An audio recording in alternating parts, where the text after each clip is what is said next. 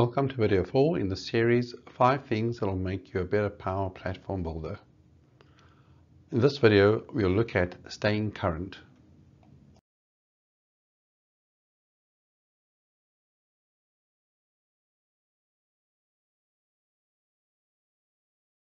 What does a skydiver and a Power Platform solution builder have in common? Staying current. When you learn to skydive, and even once you're certified, you have to do something called remaining current. That means you have to do a certain amount of jumps in a certain time period to prove that you still know what you're doing. When it comes to building things in the Power Platform, how does a Power Platform solution builder stay current, and why do they need to? The why they need to is actually quite easy. If you think 2 years back, we didn't have Power Pages.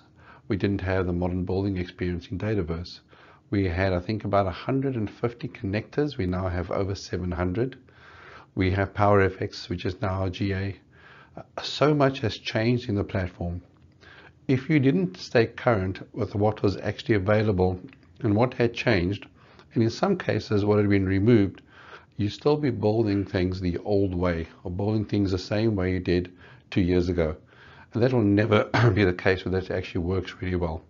So staying current and up to date on what Microsoft are doing on the Power Platform, what features they're bringing in, what features they're enhancing, and what's available for you in your toolkit to be a Power Platform builder is incredibly important.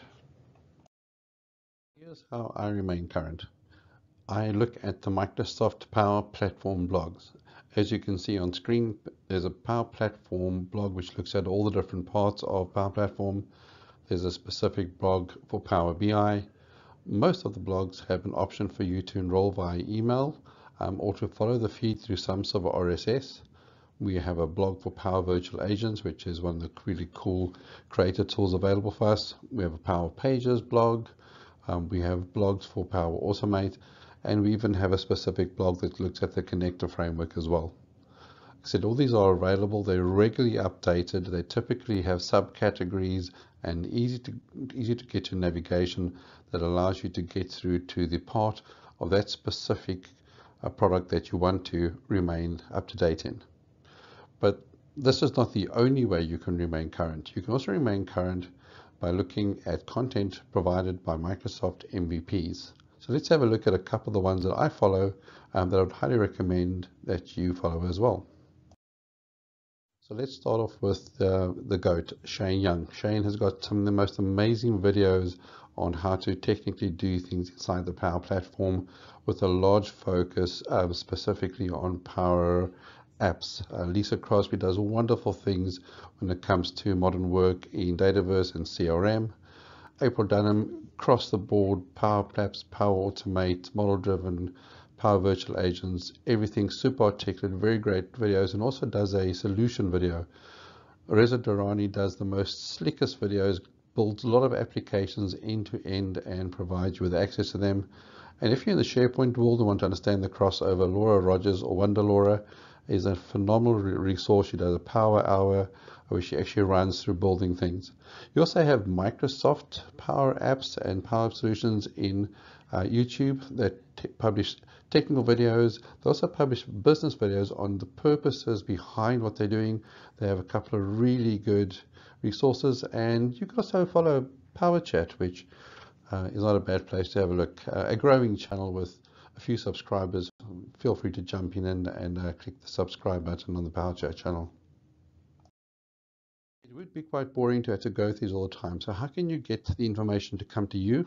Power Automate. If you go to Power Automate, go through the templates, go to the search bar across the top, just type in blogs. You'll see there are a couple of pre-built, already made just for you to use RSS Power Automate that allow you to subscribe to RSS feeds on those different blogs we spoke about a few minutes ago. So without having to actually go and visit that blog on a daily basis, you can use Power Automate to monitor that RSS feed for that blog. When a change happens and something's added, it can send that information through to you in any format you want. In the organization I work in, I use two ways. I get a notification in email, so I have it in my inbox and I can then get a quick squiz through it and make sure I'm at least up to date with it. And we also publish this into a Microsoft Teams channel, so when there's a change, our whole team is notified of the blog updates so that everybody has access. Just because you have these blogs doesn't mean you have to go and memorize every one of them. But one of the great things with having the information delivered to you in an email or a digest you can quickly run through is you can get a gist of what's changed and what's coming without going into detail.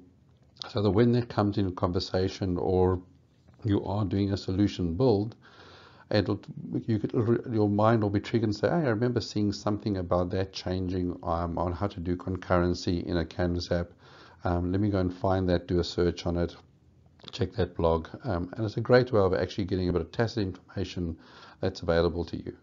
So not only do you have access to wonderful Microsoft resources in the forms of the blogs they provide, you also have MVPs that are creating phenomenal videos and content on how to use the Power Platform solutions, as well as having built-in mechanisms inside of Power Automate provided by Microsoft for you to go and build your own digest creators or newsletter creators or data pullers that will pull the information from those different sources and notify you when those change. So very, very easy to do. And if you do these things, you have a very good chance of remaining really current on what's happening in the world of the Power Platform.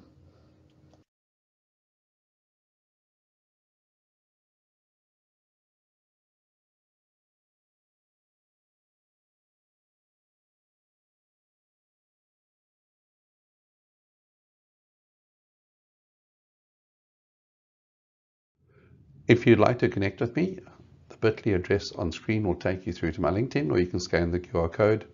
Feel free to connect and follow and drop me a message inside of LinkedIn, and I'll be more than happy to respond as soon as I can.